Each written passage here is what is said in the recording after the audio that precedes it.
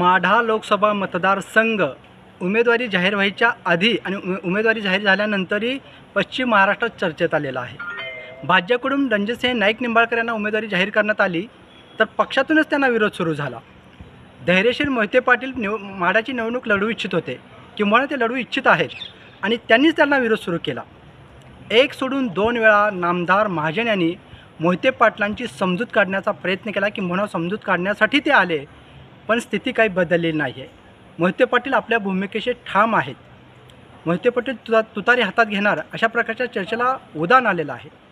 जर मोहिते पाटलांनी राष्ट्रवादी काँग्रेस पवारसाहेबांच्या पक्षात जर प्रवेश केला आणि त्यांनी माढाची निवडणूक लढवली तर ते भाजपसाठी मोठी डोकेदुखी होऊ शकते। कारण मोहिते पाटलांचं सोलापूर जिल्ह्यात एक पहिल्यापासून वर्चस्व आहे।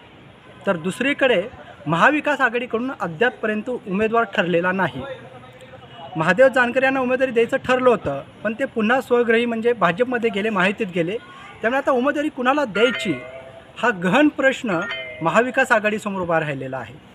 त्यातच वंचितच्या रमेश बारसकर यांनी उमेदवारी लढवायचं ठरवलेलं किंवा त्यांना वंचितने उमेदवारी दिलेली आहे।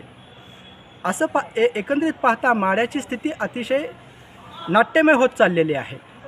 एकीकडून मोहिते पाटलांची समजूत काढण्याचा प्रयत्न केला जात आहे, तर दुसरीकडून महाविकास आघाडी उमेदवारी कुणाला द्यायची याची चाचपणी करत आहे। तर तिसरीकडून वंचित ठामपणे सांगत आहे की यंदाचा गुलाल माढ्यातून वंचितचा गुलाल उधळला जाणार।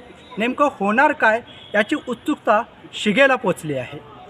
संतोष कुलकर्णी, पंढरपूर।